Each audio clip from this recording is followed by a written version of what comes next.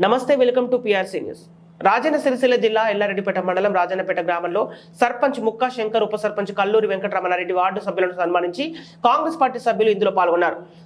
ఉప సర్పంచ్ కల్లూరి వెంకటరమణారెడ్డి, వార్డు సభ్యులు మరియు పంచాయతీ సెక్రటరీ రాజు, కాంగ్రెస్ పార్టీ నాయకులు భూపాల్ రెడ్డి, తిరుపతి నిఖిల్, సత్యం రాజు తదితరులు పాల్గొన్నారు.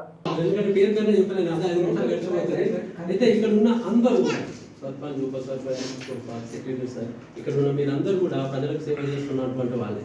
అంటే మీ అందరికీ కూడా ధన్యవాదాలు. మాలాంటి వాళ్ళని తెలిసిన వాళ్ళు ఏ రోజు కూడా బయటకు రానటువంటి సందర్భాలు. నేనైతే అసలు ఊళ్ళో కూడా అచ్చటోని కాదు. ఒక ఇన్స్పిరేషన్ ఇంతకుముందు జగన్ గురించి రవి చెప్పినట్టుగా నన్ను సారు మా ఇంటి ముందు ఒక బావి కొడుతున్నాను, సెక్రటరీ సార్ వచ్చి దగ్గరికి. నాకు ఇది సెక్రటరీ అనేటువంటి విషయం కూడా తెలియదు.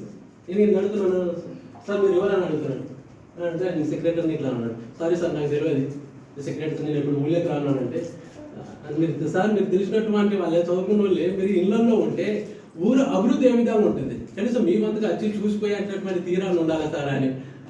నేను రావడం జరుగుతుంది. నచ్చేవాడి కాదు. శంకర్ నాకు చాలా సర్పంచ్ గారు చాలా క్లోజ్ ఫ్రెండ్. ఆయన గెలిచి ఇన్నిసార్లు ఉన్నా ఎప్పుడు రాలేదు. అంటే ఎవరి మాటలో ఎక్కడో ఒక చోట మనల్ని తక్కుతూ ఉంటుంది. ఆ ఇన్స్పిరేషన్తో ఇక్కడ ఉన్నాం. అయితే నా ఊహ తెలిసినప్పటి నుంచి రాజన్నపేట రాజకీయ పరిణామాలలో మీ బోర్డు మెంబర్ చేసినటువంటి పని, అభివృద్ధి కానీ గత ముందు ఎక్కడ కూడా జరగలేదు. అయితే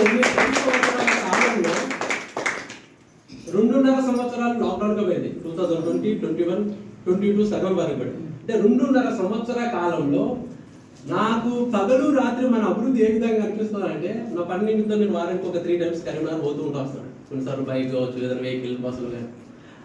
అప్పుడు నేను కొంచెం తొందరగా మిడ్ నైట్ కూడా వస్తుంటాను. నేను ఈ మధ్యనే ఎవరిని డిస్టర్బ్ చేయడం ఎందుకని నేను 11:30, 12 గంటలకు గొల్లపిల్లలో దిగి నడుచుకుంటూ వస్తున్నాను. ఫోన్ లైట్ కూడా యూజ్ చేయలేదు. ఎందుకనంటే కరీంనగర్ నుంచి కామారెడ్డి వరకు కూడా లేదు రోడ్డు. మన గొల్లపిల్లి నుంచి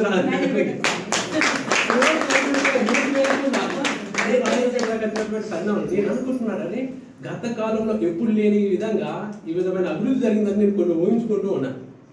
గడ్డబాయి అంటే ఈ ప్రాంతం బాయిగా ఉన్నప్పటి నుంచి చూస్తే ఇప్పటి వరకు ఏ విధంగా అంటే మన ఏంటిది చెత్త షెడ్ కావచ్చు, ఇంకా శ్మశాన వాటిక కావచ్చు, పల్లె ప్రకృతి కావచ్చు, గ్రామ పంచాయతీ కావచ్చు, ఏ విధంగా ఈవెన్ లైట్.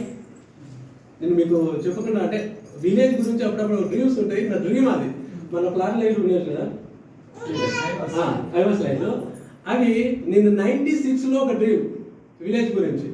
ఎందుకు అని అంటే నేను ఆ టైంలో నక్సలైట్ కావాలనుకున్నాను 96లో. అప్పుడు ఆ ప్రభావాలు ఎక్కువ ఉండే, ఇటువంటి తిరుగుబాటు కొన్ని లెక్కలు చూసి. అయితే నేను కనుక నక్సలైట్ అయితే మా విలేజ్లో పలానా ప్లేసులో నేను అలాంటి లైట్లు పెట్టించి రాజన్నపేట ఒక తీరుగా ఉండాలని అనుకుంటున్నాను.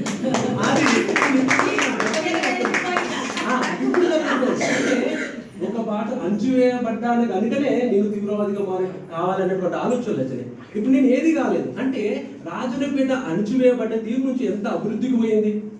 ఇక్కడ వార్డు మెంబర్లు కూడా ఉన్నారు. మీరు మామూలు వ్యక్తులు కాదు, ఇక్కడ వచ్చి కూర్చున్నారని అంటే. ఎందుకంటే నేను చెప్తున్నాను కదా, నా ఊహ తెలిసిన నుంచి రాజన్నపేట రాజకీయాల్లో ఏ మహిళా వార్డు మెంబర్ వచ్చి గ్రామ సభల్లో కానీ ఈ విధంగా కూర్చున్నటువంటి సందర్భాలు కదండి. ఇలాంటి అభివృద్ధితోనే మరింత ముందుకు సాగాలని అవకాశం మీకు ఉన్నా లేకున్నా మీరు ఇదే విధంగా ముందుకు వచ్చి మీకు అవకాశం ఉంటే తప్పకుండా స్వాగతిస్తామని అందరికీ